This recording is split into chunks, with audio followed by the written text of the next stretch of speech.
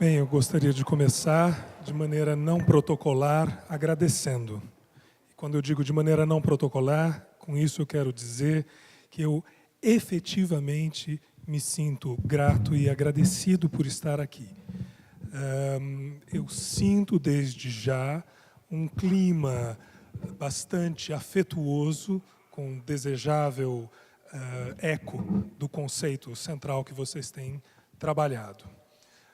Faço a minha autoapresentação, como a Lilian sugeriu, confessando a vocês que eu não sou do campo das artes. Eu sou graduado em filosofia pela Unicamp, fiz meu mestrado e meu doutorado em filosofia aqui na USP e sou professor de História da Filosofia Moderna na Universidade Federal de Goiás, na Faculdade de Filosofia.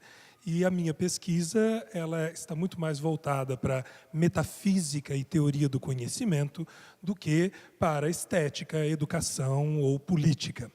No entanto, seguindo o princípio dos transdutores, eu procurei ser generoso no sentido de que, embora eu jamais houvesse lido uma página de Mário Pedrosa, eu fui ler precisamente para descobrir possíveis pontos de conexão entre a minha pesquisa em metafísica e teoria do conhecimento e o solo conceitual em que vocês têm trabalhado.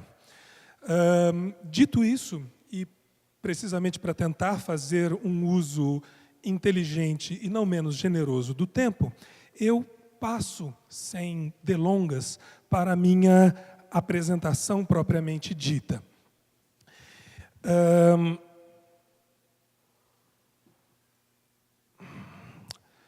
Aqui temos a capa do PDF que generosamente a Lilian me enviou e que contém um prefácio da Otília Arantes sobre Mário Pedrosa e que me deu a deixa para tentar conectar esse universo conceitual, especialmente com o tema da revolução científica. Eu falarei sobre o contexto histórico-conceitual em que Spinoza produz a sua filosofia, caracterizando-o através desta revolução na física e na astronomia, mas que coloca um problema epistemológico geral que se verifica aqui nas palavras da preciosa Otília Arantes acerca de Mário Pedrosa. Eu vou pedir a atenção de vocês ao longo desta apresentação, porque temos muitos textos para ler e alguns vídeos sobre movimentos planetários e coisas do gênero. Mas apesar da aparente distância com o universo em que pessoas que trabalham nas artes plásticas normalmente transitam, eu vou falar sobre o conceito de inércia, sobre epiciclos e deferentes, não é? Apesar disso, eu espero que as conexões se tornem evidentes. Então, justamente para iniciar estas conexões, eu peço que vocês leiam este parágrafo que se inicia, vamos ver se eu consigo fazer uma marcação aqui, não. Mas o parágrafo que tem início aqui na tela, a antítese clássica, subjetividade versus objetividade, estaria resolvida à medida que a chave das experiências estéticas estivesse nas propriedades intrínsecas ou na natureza afetiva da forma na obra de arte. É o que a tese de Mário Pedrosa, de 1949, tenta demonstrar através de uma psicologia da arte voltada para a obra e para suas qualidades formais. O texto segue, eu não vou lê-lo, eu vou ler agora dois trechos do belíssimo artigo do João Freire Pereira sobre Mário Pedrosa, crítica de arte, psicologia e psicanálise. Novamente, ele faz justamente uma citação da Otília Arantes e comenta. Mas, a partir daí, não é possível pensar que Pedrosa se interessaria pela Gestalt, tendo em vista apenas a busca de fundamentos científicos para a crítica da nova arte. Mais profundo, tal interesse era motivado pela expectativa de superação das oposições forma-conteúdo, inteligência-sensibilidade, imaginação-realidade, sob as quais se oculta uma outra. Ele ecoa o texto da Otília, a clássica antinomia, subjetividade, objetividade. Há uma outra citação, mas para economizar o tempo, eu vou pulá-la e passar diretamente para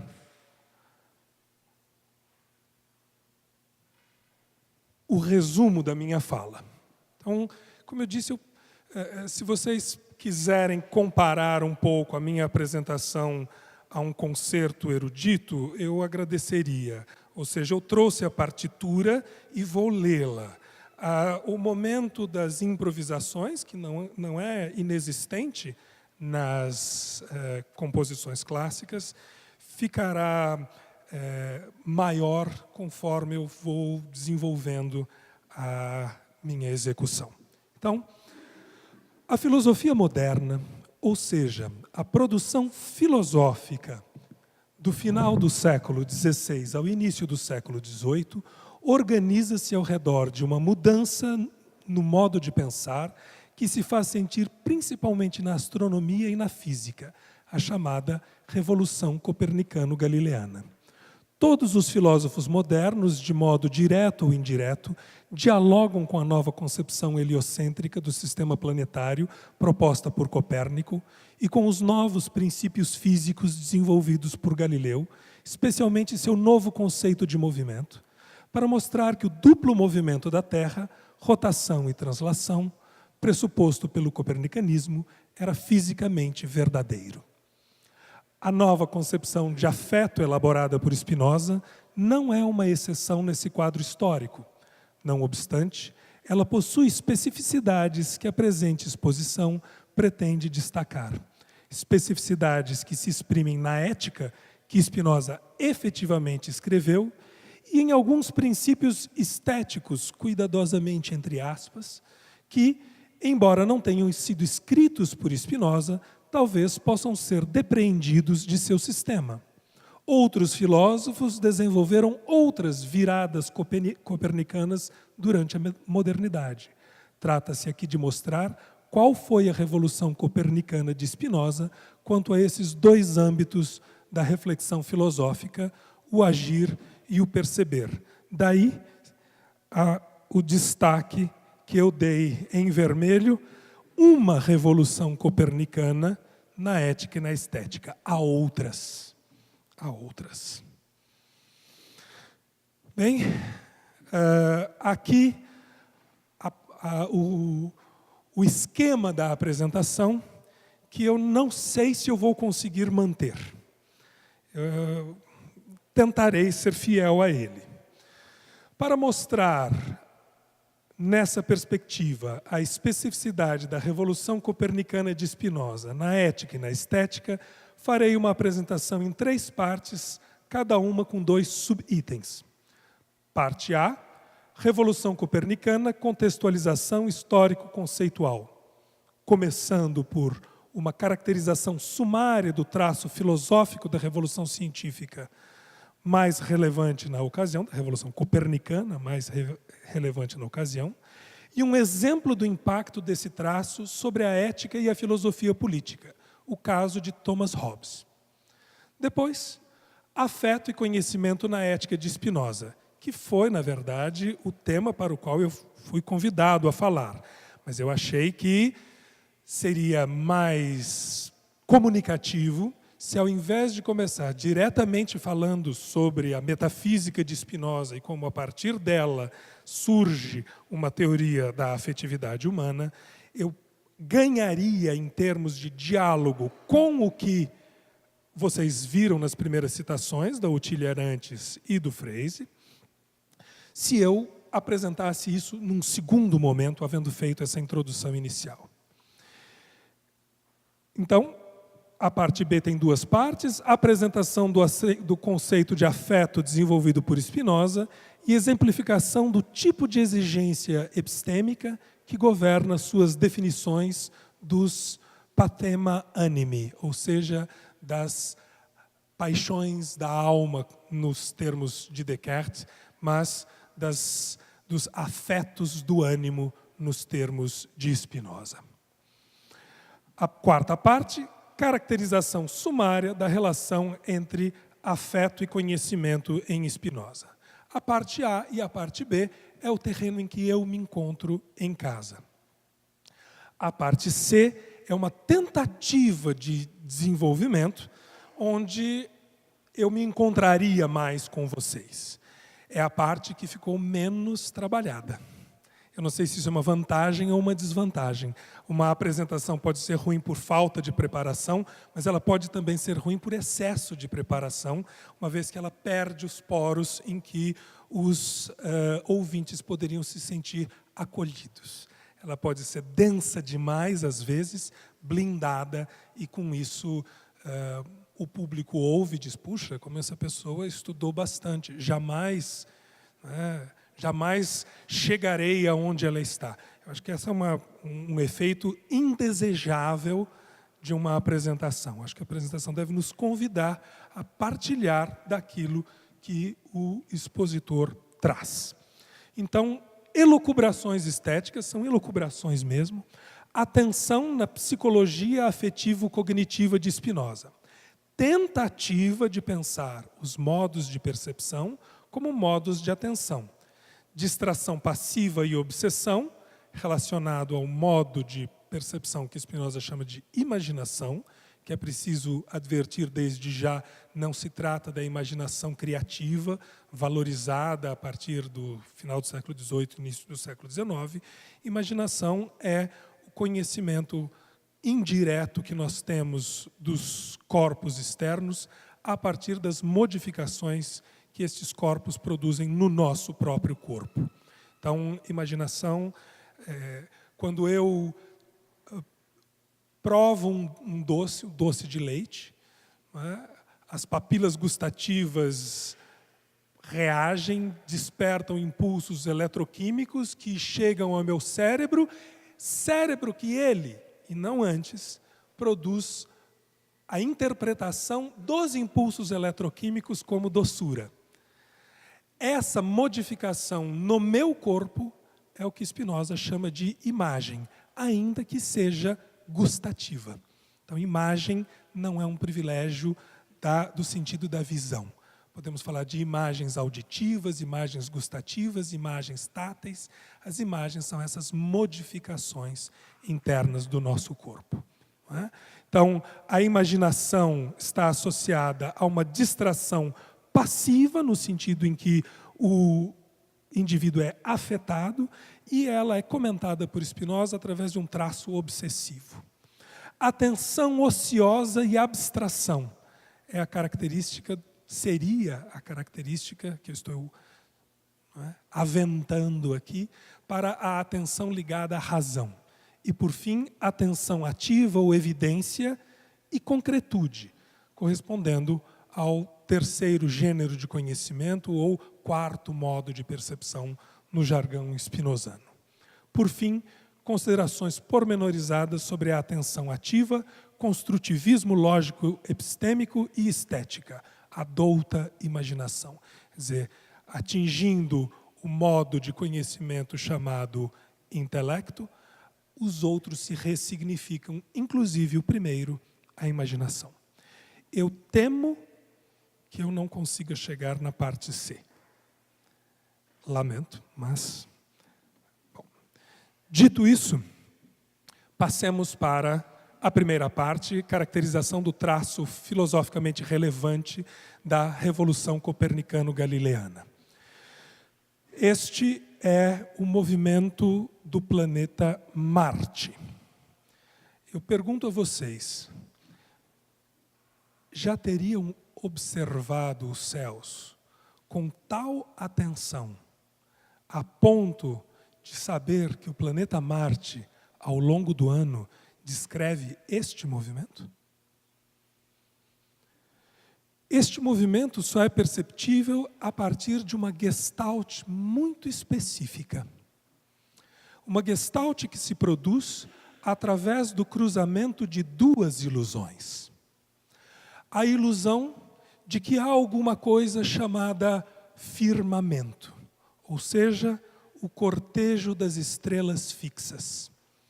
Quando olhamos o céu durante a noite, nós percebemos que o conjunto da Via Láctea, com as constelações do zodíaco, se movimenta de leste para oeste. Temos a impressão de que estas estrelas mantêm a sua posição relativa constante. É uma ilusão, decorrente da enorme distância entre nós, observadores, e estas estrelas. Elas também são sistemas solares, com seus planetas, cheias de movimento. No entanto, a distância enorme entre nós nos faz parecer que elas estão todas incrustadas em uma abóbada celeste. No entanto, algumas destas luzes celestes se movimentam de maneira diferenciada, são justamente os planetas, em relação a este fundo estelar. É a expressão que os textos de astronomia que eu consultei usam. Então, a expressão, o jogo tão caro a Gestalt, figura fundo, está presente no vocabulário astronômico. É contra, eu acho isso tão bonito, o fundo estelar, que as luzes dos planetas se diferenciam. A palavra planeta significa errante, aquele que anda sem um padrão próprio. Wandering Stars, né? Tem uma música do Portishead que eu gosto bastante, né? A tradução de Aester Planetes, astros errantes, é justamente esta, né? Wandering Stars. E por que eles têm esse nome? Precisamente porque os movimentos que eles realizam ao longo do ano são de difícil descrição através de uma regra matemática. Para mostrar a vocês a dificuldade de produzir um sistema geométrico, um sistema de formas geométricas que produzisse este movimento, eu passarei um vídeo de 3 minutos para vocês, que apresenta 3 sistemas, 3 mecanismos astronômicos para o chamado movimento retrógrado dos planetas. Aliás, faltou batizar a imagem. Movimento retrógrado, por quê? Porque Marte está indo, na perspectiva de vocês, da direita para a esquerda, mas no momento em que ele faz esta laçada, este loop, ele anda no sentido inverso. Então, andar para trás, retrograda. Né? O movimento retrógrado dos planetas foi um desafio para os esforços dos astrônomos. Então, são 3 esquemas geométricos para tentar produzir o movimento dos planetas.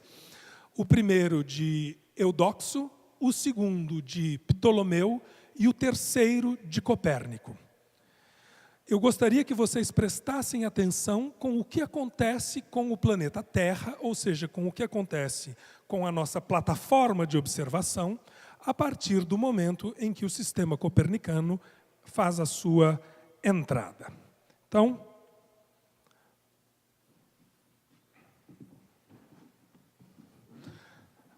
o fundo estelar, com as constelações, e o sistema de Eudoxo.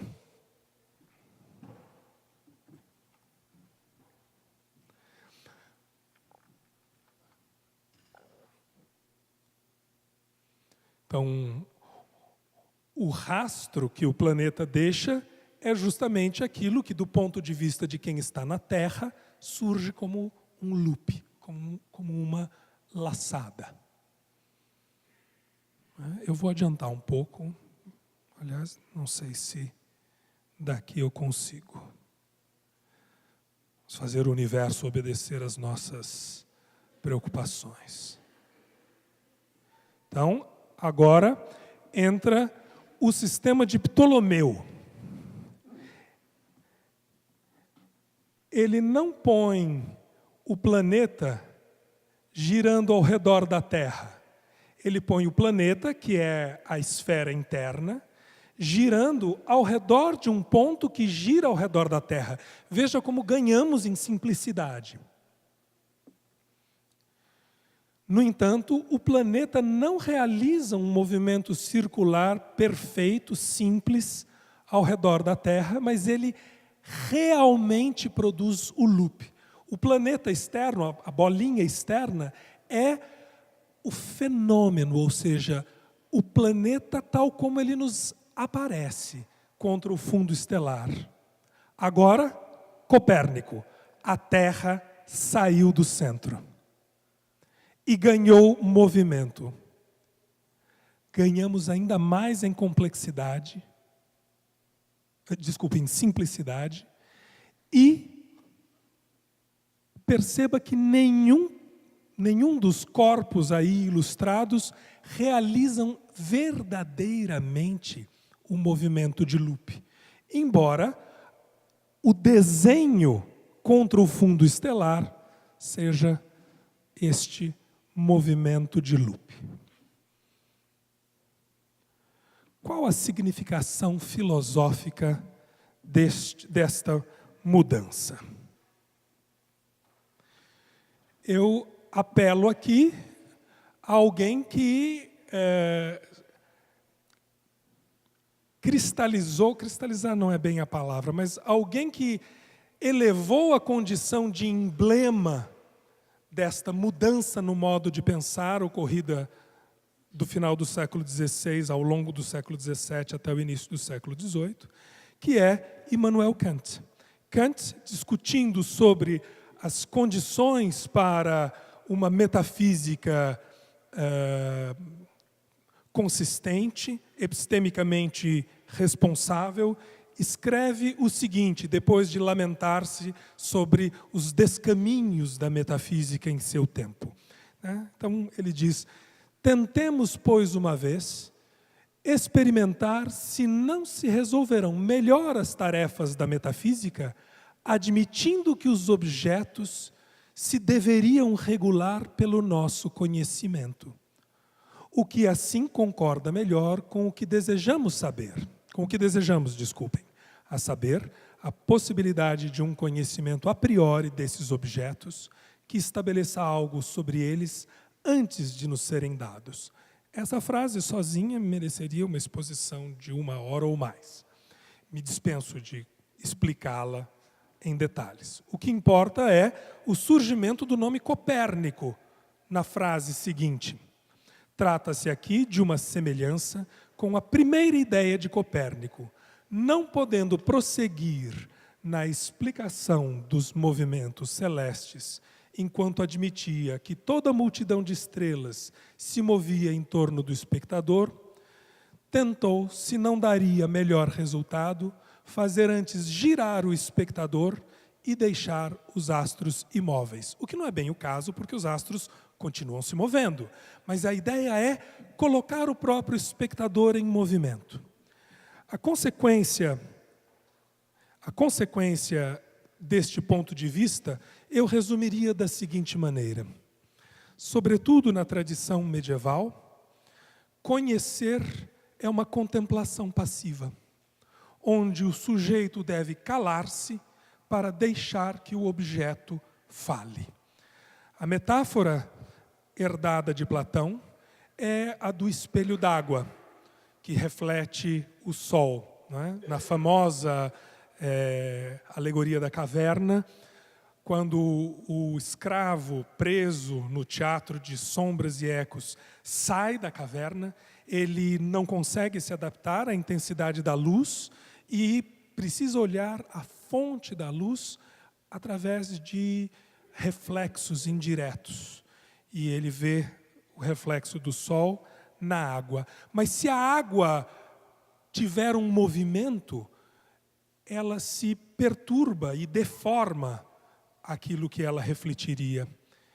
Então é necessário que o espelho da mente esteja imóvel, destituído de movimento próprio, para poder deixar que aquilo que ele reflete se expresse.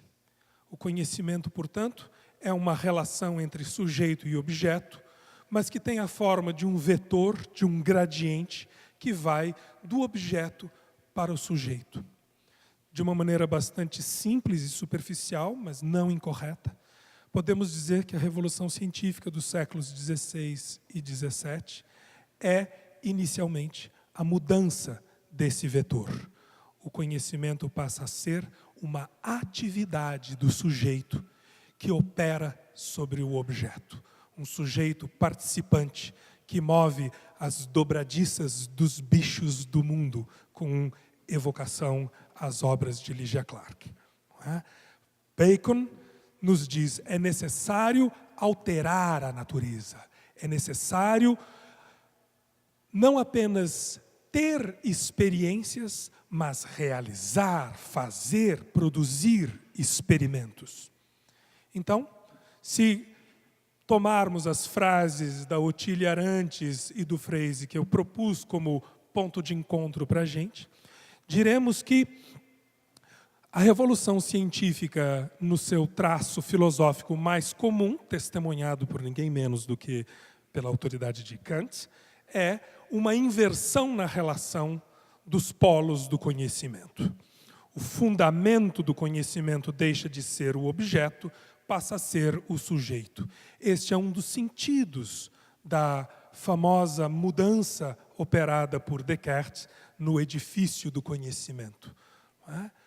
Penso, logo existo, como a primeira certeza, o primeiro princípio do conhecimento, significa que, na ordem das razões, o primeiro conhecido pelo sujeito é o próprio sujeito. E só então esse sujeito vai, de dentro para fora, rumando em busca dos objetos. Não se trata mais da ordem apresentada por Aristóteles no início de sua metafísica, que vai da sensação para a memória, da memória para a experiência elaborada gera a técnica elaborada gera a ciência, episteme, e a ciência, retornando do conhecimento dos universais e das causas para a sensação pela qual tudo começou, produz a sabedoria, os 6 graus de conhecimento em Aristóteles. Repito porque isso é importante. Sensação, memória, técnica, ciência. Desculpe, sensação, memória, experiência, técnica, ciência, sabedoria. Começando pela sensação, temos um modelo aristotélico adotado pela tradição medieval. Começando pelo eu e pelo pensamento deste eu, temos a ordem do conhecimento proporcionada pela revolução científica dos séculos XVI e XVII. O que eu vou tentar mostrar, não imediatamente, há alguns conceitos que eu preciso apresentar, mas com medo de não conseguir chegar à conclusão que eu pretendo, eu vou antecipá-la. Isso tira um pouco o aspecto emocionante da conclusão, mas talvez eu ganhe em clareza. E, às vezes, em filosofia, clareza é mais importante do que uma punchline, uma frase de efeito dita no final. Então, o que é o uma em vermelho colocado no título da minha apresentação? É dizer que, em Spinoza, a revolução científica não é apenas a inversão da díada sujeito-objeto, mas, como pretendia a Gestalt, no uso que dela Pedrosa pretende fazer, a própria superação da dicotomia sujeito-objeto. Então, por isso, faz sentido que vocês estudem Spinoza tendo este horizonte de estudos pela frente para a 33ª. Mas, depois de ter falado de astronomia e, portanto, de Copérnico, é preciso falar um pouco sobre Galileu. Galileu vai precisar resolver alguns problemas físicos para dar viabilidade à ideia de que a Terra possui esse duplo movimento. Ele faz isso em uma obra chamada Diálogos sobre os dois máximos sistemas de mundo. E eu vou tomar um dos principais argumentos que os aristotélicos apresentavam contra a hipótese copernicana. Organizado logicamente, o argumento é esse, ele é chamado de argumento da torre. Se a estrutura do argumento, para quem gosta dessas coisas, como eu, é o meu fetiche, né? A estrutura lógica é o chamado modus tollens. É um modo de inferência no qual a negação do consequente de uma proposição condicional implica a negação do seu antecedente. O que isso quer dizer? Se A, então B. Só que não B, então não A. As letrinhas estão marcando. Agora vamos dar conteúdo para essa estrutura. Se a Terra girasse, então os projéteis lançados verticalmente não cairiam junto ao ponto de origem, bem como uma pedra solta do alto de uma torre não cairia junto à base dessa torre. Ora, os projéteis lançados verticalmente caem junto do ponto de origem e uma pedra solta do alto de uma torre cai, rasando a parede dessa torre, junto à sua base, sem se afastar quase nada. Logo, a Terra não gira. Desculpe. Como? Posso voltar. Então, eu vou resumir o argumento. Melhor. Não é? Se a Terra girasse, as pedras não cairiam ao pé da torre de onde elas são lançadas. Mas as pedras caem ao pé da torre. Portanto, a Terra não gira. Esse é o argumento. E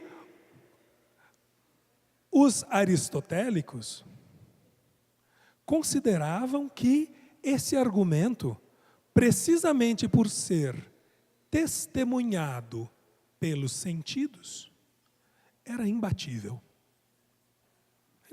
E eu peço que vocês tenham algumas imagens que talvez tornem mais intuitiva. A pedra não cairia ao pé da torre, mas voaria transversalmente assim que se soltasse de nossas mãos.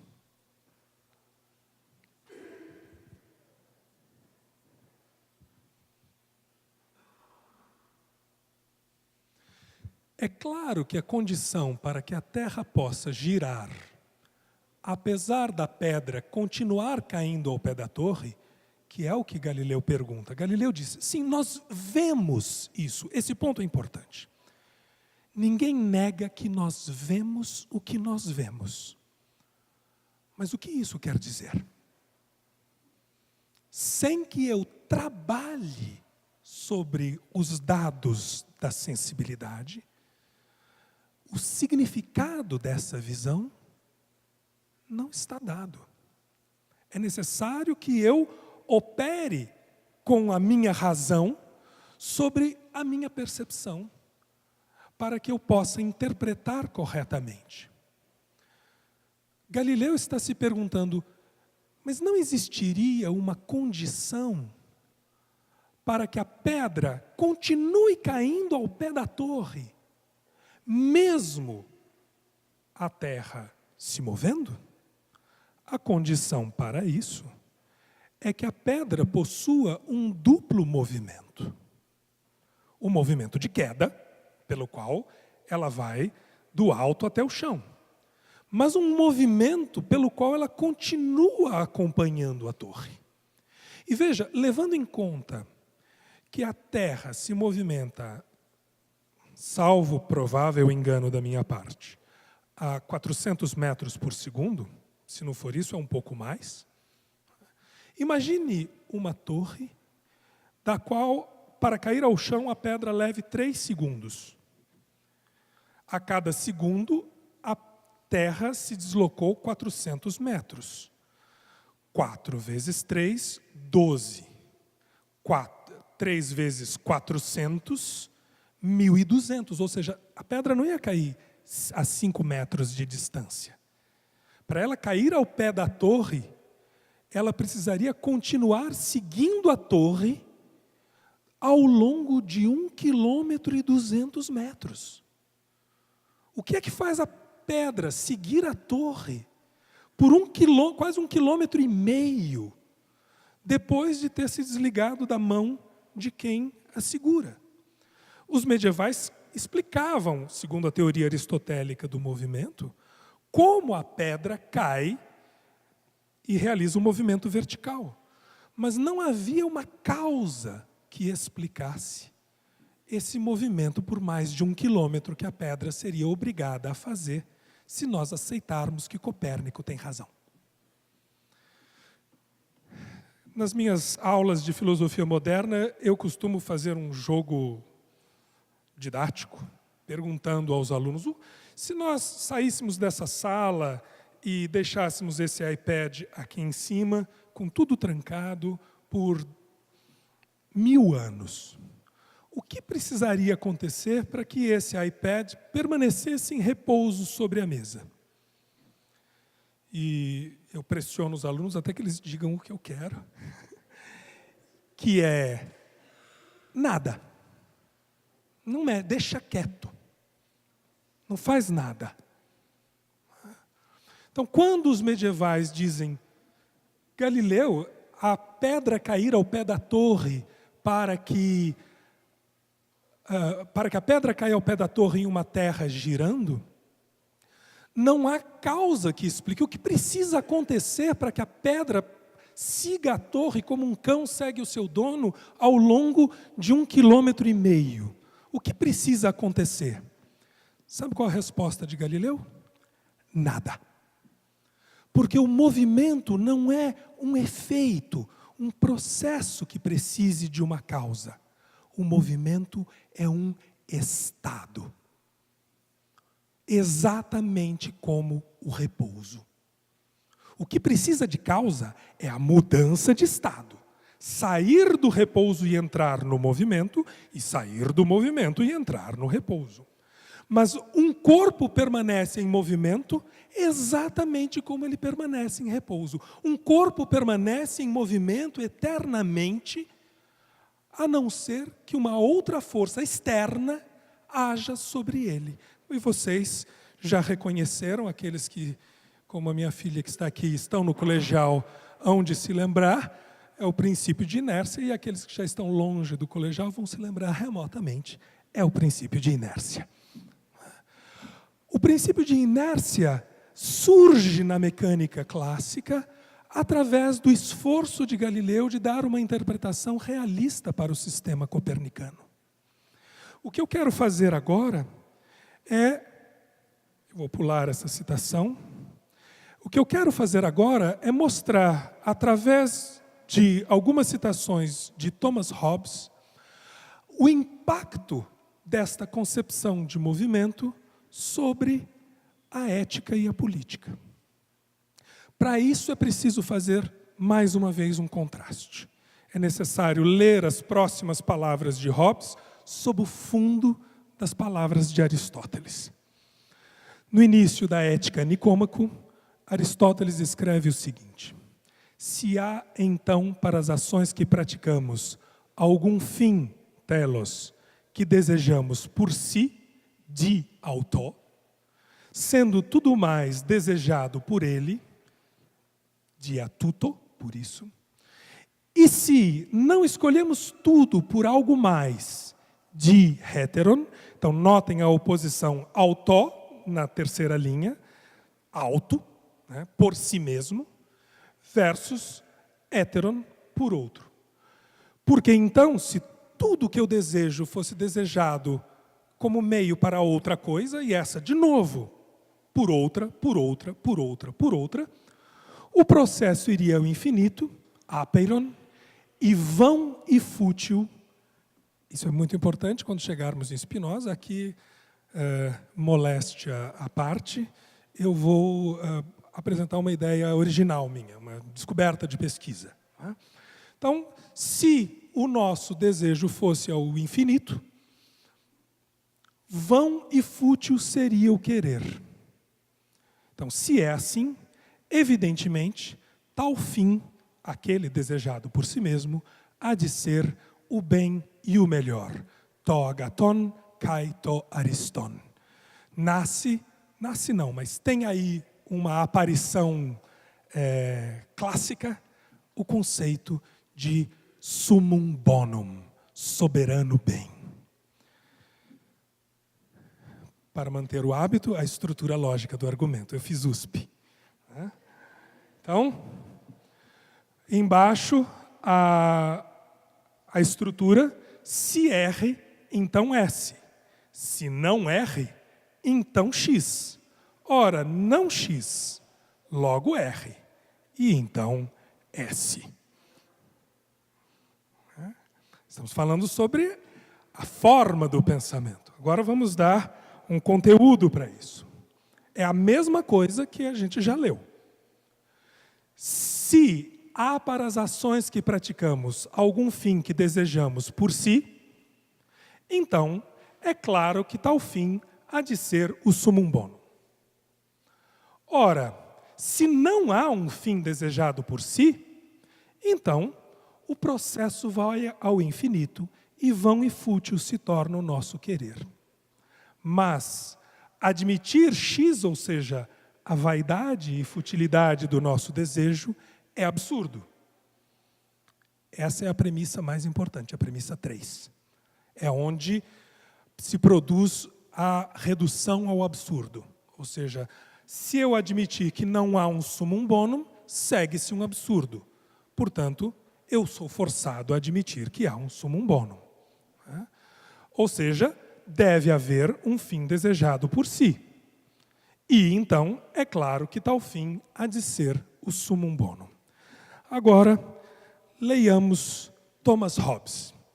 E assim como, numa boa apreensão gestáltica, a revolução científica na astronomia, a relação sujeito e objeto, e na física, o princípio de inércia, aparecerá agora na política e na ética. Hobbes, dialogando com a cultura clássica, escreve: quanto a um fim último, no qual os filósofos antigos situaram a felicidade e muito discutiram sobre o caminho para a atingir, não há semelhante coisa nesse mundo, nem caminho para ela, não mais do que para a utopia. Pois enquanto vivemos, temos desejos. Isso é maravilhoso.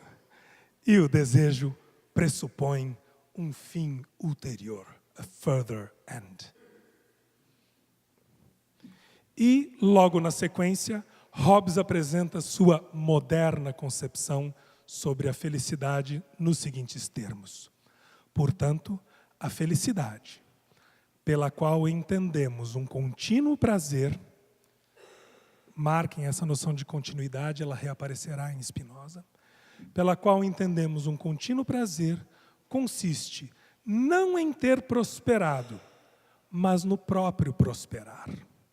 Isso no texto de Hobbes chamado Natureza Humana. Agora, um texto do Leviatã. Lemos também no Leviatã, que Spinoza conhecia, a seguinte afirmação. Não há tal finis ultimus, fim último, nem summum bonum, o bem maior, do qual falavam os livros dos antigos filósofos morais. E nem pode mais viver tanto o homem cujos desejos estão em um fim, quanto aquele cujos sentidos e imaginação estão parados. A felicidade é um contínuo progresso do desejo de um objeto para outro, não sendo a obtenção do primeiro outra coisa senão o caminho para o segundo. que o nosso querer prossiga ao infinito está longe de ser absurdo. O fim é, pois, ir atingindo o que nos agrada, e isto é, portanto, determinado apenas por nosso apetite. Ou seja, não havendo um bem objetivo segundo o qual o desejo se orientasse, o próprio bem passa a ser determinado pelo desejo. Dessarte, mesmo que possamos constatar, num caso particular, o que é que desempenha o papel de bem em vista do qual algo se faz, tal determinação só poderá ser posterior e relativa ao desejo singular em questão. Resumindo de uma outra maneira, nós não desejamos algo porque este algo é objetivamente bom. Algo nos aparece como bom porque nós o desejamos. É a desobjetivação das categorias de bem e de mal. Nada é bom ou mal em si mesmo. As coisas são boas porque eu as desejo. Dizendo de uma outra maneira, numa frase da qual eu certamente não sou o autor, embora ela tenha me ocorrido sem uma leitura, mas ela é tão explicativa que certamente outros já a pensaram ou disseram. Em Hobbes, o desejo deseja desejar. O desejo deseja e permanece desejando infinitamente até que alguma força externa o impeça. O desejo é um movimento inercial.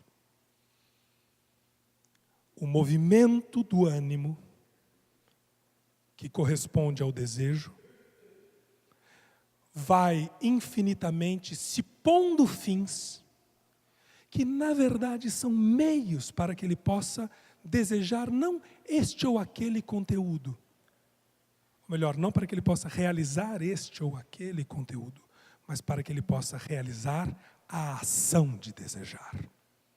Repito, o desejo deseja desejar. Por isso, as coisas particulares que ele deseja e que surgem aos nossos olhos como fins, feita uma revolução copernicana, passam a nos surgir como meios para podermos desejar. Eu quero ser um professor famoso, eu quero ser um curador bem-sucedido, eu quero ser um mediador que muda a consciência política do público e, urgentemente, do Brasil. Né? São várias ambições que temos. O que Hobbes está nos dizendo é: tudo isso que você põe a si mesmo como fim, na verdade, é apenas ocasião para que o desejo possa realizar o único fim que lhe é intrínseco, o desejo de persistir desejando. Eu vou pular isso.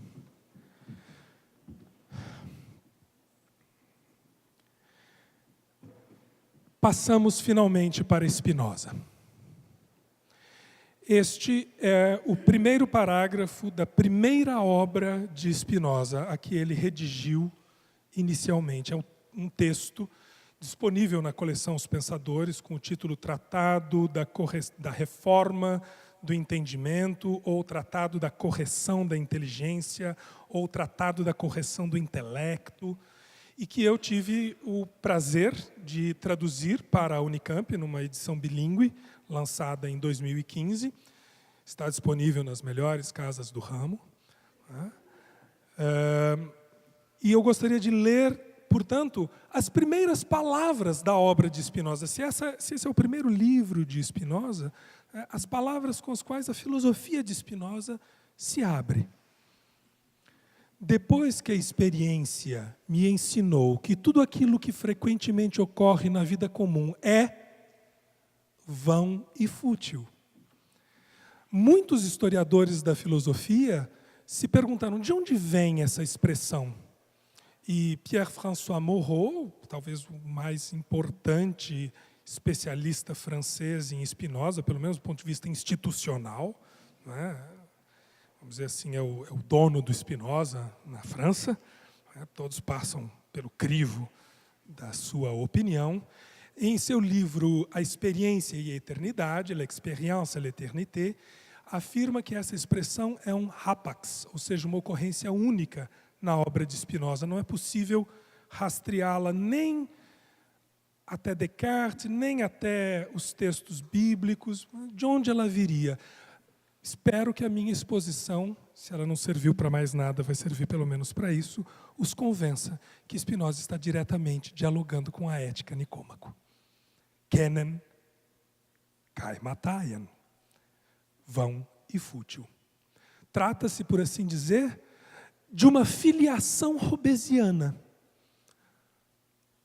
Há uma série infinita no nosso ordinário desejar. Mas há alguma coisa que diferencia de Hobbes e que nós veremos logo na sequência, no final do parágrafo.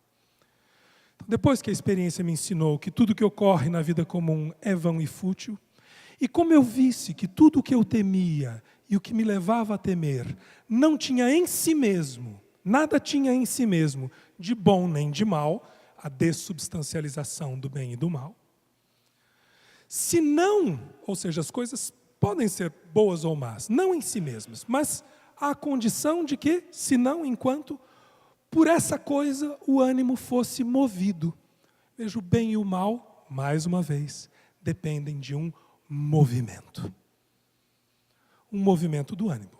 Postas essas premissas, pus-me finalmente a inquirir se dar-se-ia algo que fosse um bem verdadeiro e comunicável de si, somente pelo qual, rejeitados todos os demais, o ânimo fosse afetado. Mais ainda, se dar-se-ia algo que, descoberto e adquirido, me fizesse fruir pela eternidade uma contínua e suprema alegria. Agora sim, endossando as palavras de Pierre-François Moreau, o que é espantoso em Spinoza é que, partindo de uma perspectiva hobbesiana, ele não conclua a inexistência do summum bonum, mas justamente o seu direito de procurá-lo. O que é impressionante é como em um mundo pós-Copérnico, pós-Galileu e pós-Hobbes, Spinoza, ao invés de enterrar de uma vez por todas, ressuscite o conceito de summum bonum. Isso só é possível porque, ao invés de pensar o bem, o soberano bem, como polo na extremidade de uma série infinita, o que é absurdo, ele pensa o bem como sendo a própria série infinita na sua totalidade. Essa noção que eu acabo de dizer deve soar aos ouvidos nossos bastante surpreendente. Uma série infinita na sua totalidade? Como uma série pode ser infinita e totalizada ao mesmo tempo? Este problema, que é um dos problemas mais difíceis da filosofia de Spinoza, é o problema do infinito positivo. Spinoza faz uma diferença entre infinito e indefinido. Aliás, a palavra presente no texto de Aristóteles, apeiron, seria mais propriamente traduzida por indefinido, o inacabável. A série dos números, ela é infinita no sentido do indefinido. Ela não acaba. Mas o infinito positivo não é aquele que sempre tem mais um. 1 bilhão elevado a 1 bilhão é um número que nem tem nome. Ele não é o maior de todos os números. O maior de todos os números é um contrassenso. eu posso sempre, por maior que seja o número, dizer mais um, mais outro, mais outro, mais outro. Esse é o infinito negativo.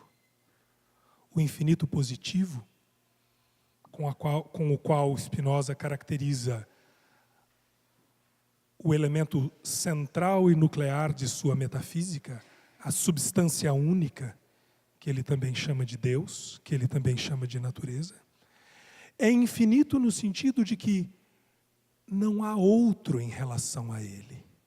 Toda a alteridade se dá no seu interior. É a totalidade absoluta, aquela da qual, se eu dissesse algo a mais, revelar-se-ia como não sendo totalidade.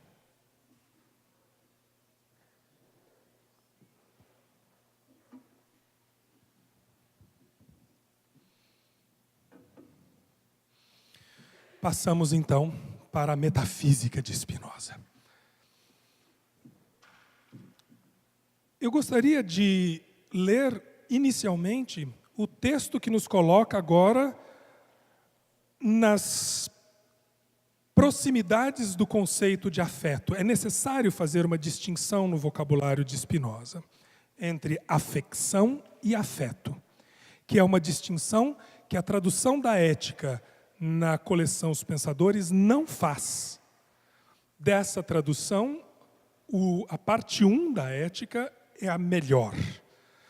As outras 4 partes têm, entre outros problemas, esse. Ela traduz afeto e afecção pela mesma palavra, afecção. A palavra afeto some. Na tradução mais recente da ética, lançada pela USP, pelo Grupo de Estudos Spinozanos, sob a coordenação da professora Marilena Chauí, tradução da qual eu tenho a honra de haver participado, nós traduzimos sistematicamente essa distinção, afecção e afeto. Eu introduzi essa imagem aqui por 2 razões. A primeira, para mostrar o que é afecção, mas também para apresentar a vocês o conjunto das definições iniciais da ética de Spinoza. Eu gostaria que vocês lessem as definições 1 e 3 comigo, antes de lermos a definição 5. Por causa de si, entendo isso cuja essência envolve a existência. Ou seja, isso cuja natureza não pode ser concebida senão como existente. A ideia de causa de si como aquilo que possui uma existência necessária e que se segue da sua própria essência. Num certo sentido, essa definição não é inédita. Ela está presente na metafísica clássica de um Tomás de Aquino. Quando Tomás define Deus, no texto De Ente et Essentia, sobre o ente e a essência, Tomás diz, citando o Antigo Testamento, especificamente a passagem onde Deus diz a Moisés, eu sou aquele que sou, Tomás de Aquino diz, Deus é aquele ente cuja essência é ser, cuja essência é existir. Então, dizer que Deus é um ser que existe essencialmente não é novidade. A novidade está no definiendum, ou seja, na parte inicial da definição. Está em caracterizar Deus como uma atividade autocausadora. Mesmo isso não é original de Spinoza, mas que esta atividade tenha um caráter positivo, ou seja, ela não sirva para dizer apenas o incausado, mas ela esteja carregada de atividade produtiva e que essa atividade produtiva penetre no interior da essência de Deus, isso é próprio de Spinoza. Para que vocês tenham uma noção da heresia suposta aí, Deus não pode não produzir. Deus não produz o que quer que seja, inclusive o mundo, por um ato de escolha. Para Spinoza, Deus não tem alternativa em produzir tudo o que Ele produz. Ele não faz por um favor do qual nós nos tornamos sempre muito obrigados. Não é assim a relação moral? Por favor, muito obrigado. Não há de que te desobrigo. Não é? O ato livre, de livre criação de Deus, nos torna devedores de uma dívida que nós jamais teríamos como pagar. Deus não produz o mundo, na metafísica de Spinoza, por favor. Ele produz por uma necessidade essencial. A sua potência, a sua produção, a sua atividade criadora, não é o termo, visto que se ele produz o mundo, necessariamente o mundo também é eterno como Deus. O mundo não é criado, o mundo é eterno. E se Deus produz necessariamente esse mundo, Ele é causa de si mesmo, no mesmo sentido em que Ele é causa de todas as coisas.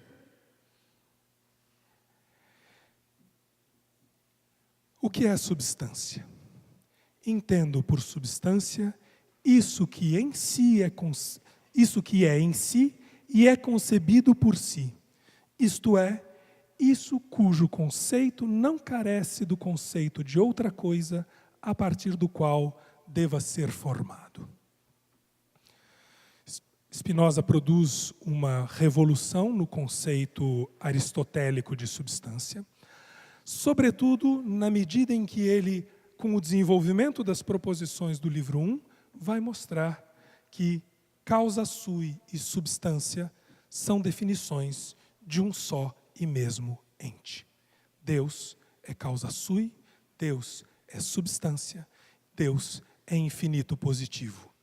Há, portanto, uma única substância no universo, ou melhor, uma única substância que é o universo como uma outra face da própria atividade produtiva de Deus.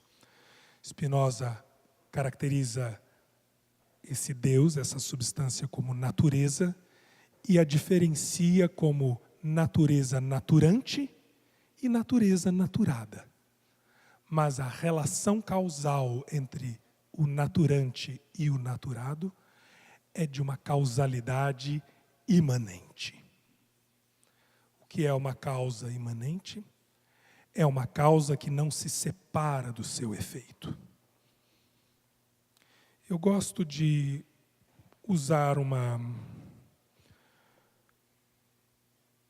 metáfora, na verdade, mas que eu acho extremamente esclarecedora. E essa também é de minha autoria. E eu digo isso não só por vaidade, mas para que vocês não comprem o que eu estou dizendo como se fosse a interpretação definitiva.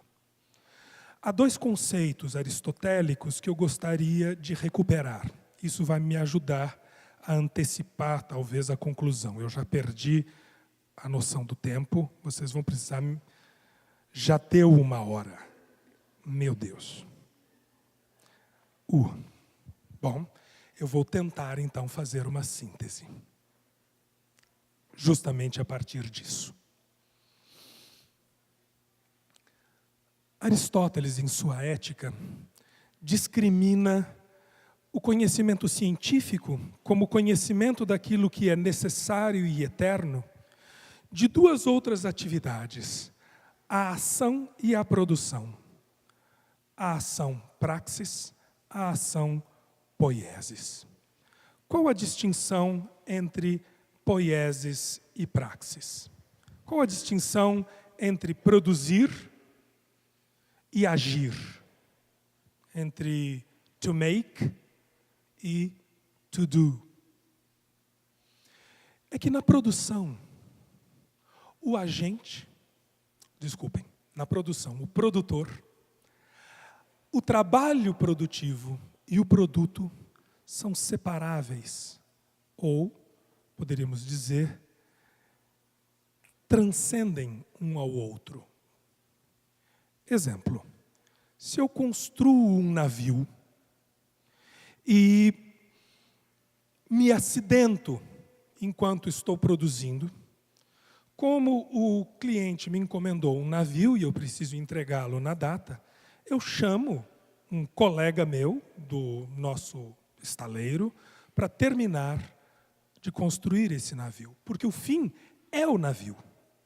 E quando eu termino de construir o navio, eu não vou junto com o navio e continuo trabalhando nele eternamente. O navio dura para além do meu trabalho de produzi-lo.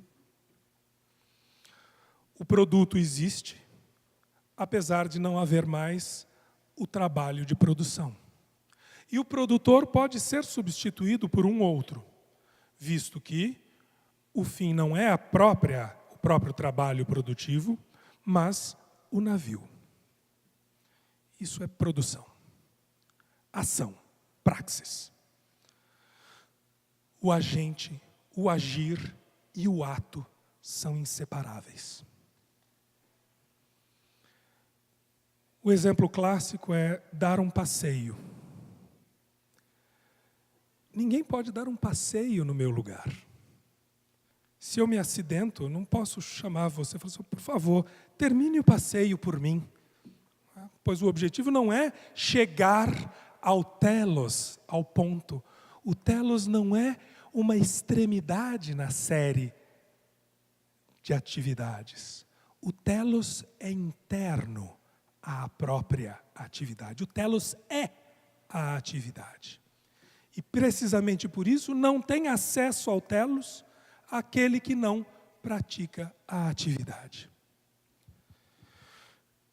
Qual é a minha delicada interpretação? Delicada porque ela oculta problemas que eu não vou revelar para vocês nesta ocasião. Talvez a principal subversão da metafísica de Spinoza no que diz respeito à relação entre Deus, substância, causa de si, e o mundo, o conjunto de todas as coisas que nós chamamos de realidade, é que, diferentemente da metafísica judaico-cristã, Deus não produz o mundo. Deus pratica a natureza. Por isso, nós não somos pedacinhos do produto de Deus, do qual ele se separa e, como um construtor de navio, para de produzir e descansa no sétimo dia. Não. A eternidade do mundo, coeterna à eternidade de Deus, é a eternidade de uma atividade incessante. E nós somos partes desta atividade. O que é um afeto para Spinoza?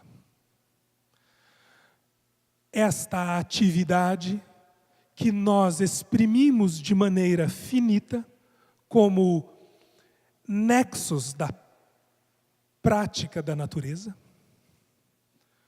Spinoza chama de conatos. É o esforço pelo qual todos os seres tendem a perseverar na existência. Há aqui uma clara correlação com o princípio de inércia. Todo ser tende a permanecer existindo e luta contra as forças externas para perseverar existindo. Forças externas que nada mais são do que outros seres lutando para perseverar existindo. A gazela luta para perseverar existindo, o leão que devora a gazela luta para perseverar existindo. Isso é uma outra heresia. A luta, o conflito, a tensão habitam o seio de Deus. Os nossos afetos, as nossas comoções de ânimo, mesmo as tradicionalmente mais indignas, como a ira, a inveja, a luxúria, não são senão expressões da natureza que nada tem de indigno e exprimem a potência de Deus, como de resto todas as outras coisas. Por isso a ética de Spinoza se propõe não a laudar, nem a lamentar, nem rir, nem chorar, mas compreender os afetos, as nossas emoções, assim como alguém que compreende figuras geométricas.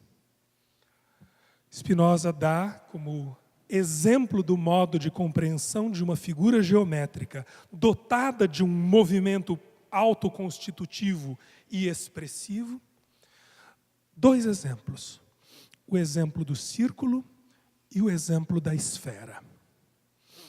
Diferentemente do que define Euclides, que Spinoza adota como modelo, o círculo não é a figura que possui todas as retas do centro ao perímetro de igual tamanho. A figura plana, que possui todos os raios iguais. E a esfera não é o sólido que possui todos os raios iguais. É claro que eles possuem essas propriedades. Mas definir, seja uma figura geométrica, seja o afeto, por uma propriedade, não é adequado. Eu estou pulando um monte de coisas, tá? Eu vou pegar só a definição do amor para vocês. Tá bom? Só para mostrar que eu não estou brincando. Olha, definição do amor. O amor é a alegria conjuntamente à ideia de uma causa externa. E o que é a alegria? A alegria é o aumento da minha potência de ação, ou seja, o aumento do meu conatos, da minha força de permanecer existindo e lutando contra as pressões que me vêm de fora.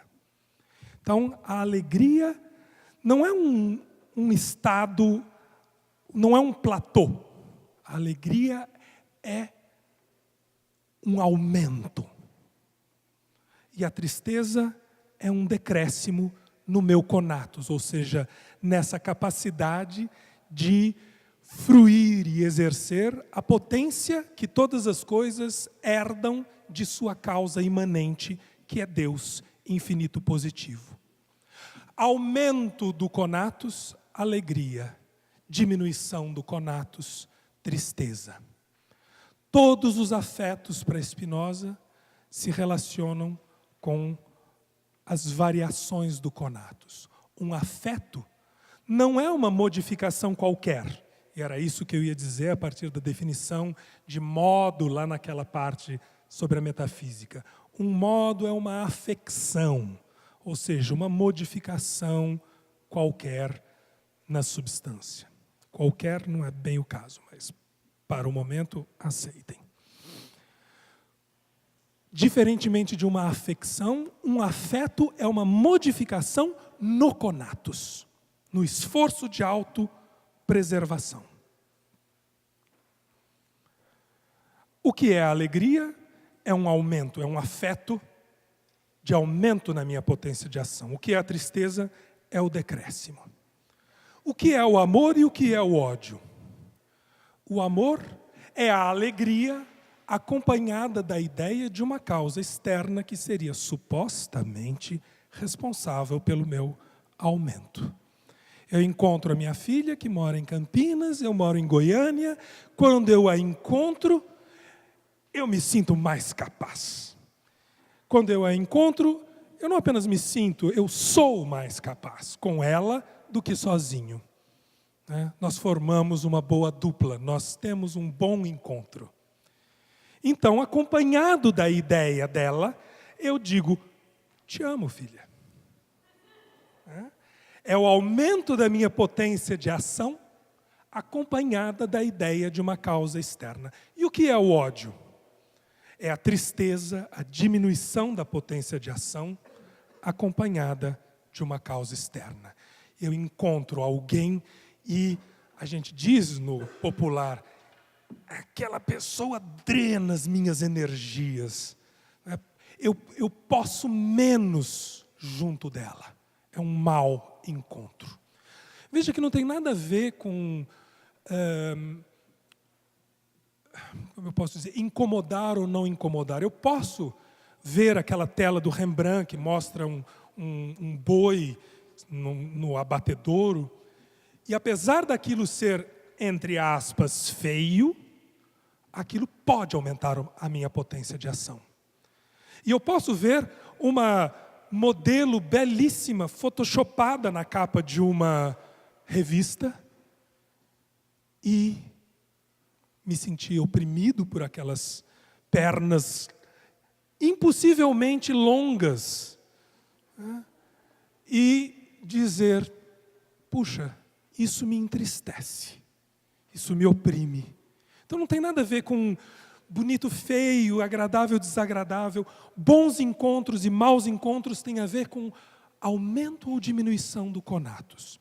E todos os outros afetos, Spinoza descreverá nesses termos.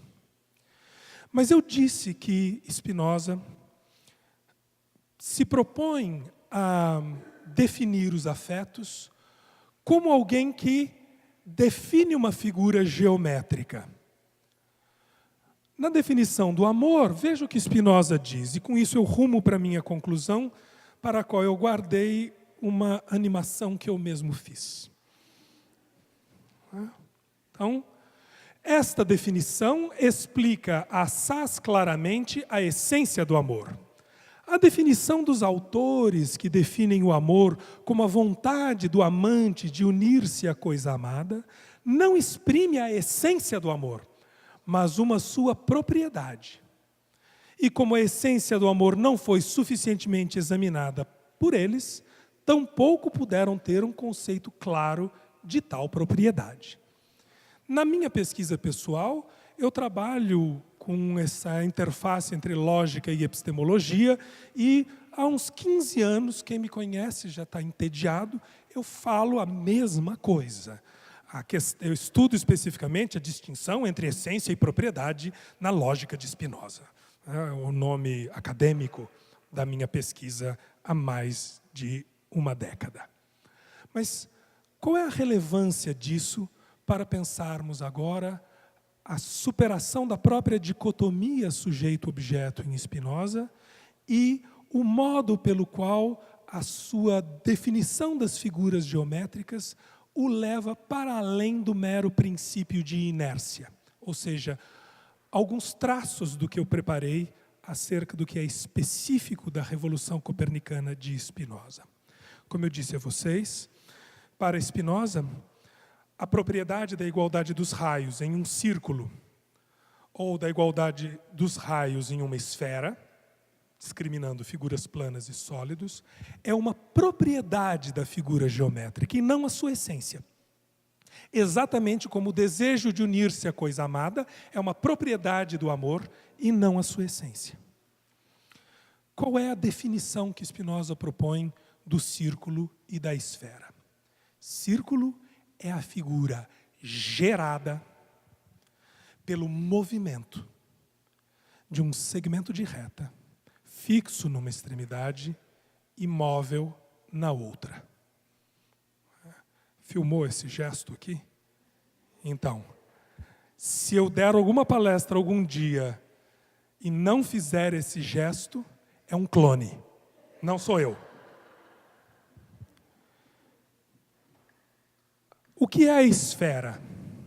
Não é o sólido que tem todos os raios do centro à sua superfície de igual tamanho. É a figura gerada pelo movimento de um semicírculo ao redor do seu diâmetro. Eis a animação que eu fiz. Como vocês podem ver, eu pulei muita coisa. Preparei a exposição Subspecie Eternitatis, né, para falar na eternidade, sem relógio. O que é... Qual a imagem que descreve essas definições? A reta é o deslocamento do ponto. O plano é o deslocamento da reta. O sólido é o deslocamento do ponto. Trata-se de uma geometria genética. Estas ideias não são de Spinoza. Elas estão presentes desde os pitagóricos. Em Euclides, algumas definições são genéticas ou cinéticas. Como, por exemplo, a definição do cone pela rotação do triângulo em torno de sua altura, ou a produção do cilindro a partir da rotação de um paralelogramo. O que é novo em Spinoza é adotar este modelo genético que mostra a coisa não como um sujeito no sentido lógico que possui um predicado, mas como resultado de uma atividade. O movimento e o círculo ou a esfera produzidos por eles possuem uma unidade tal que é possível dizer que, se o semicírculo parasse de girar, a esfera desapareceria. Se o segmento de reta parasse de girar, o círculo desapareceria. Esse movimento não é apenas uma continuidade indefinida na existência.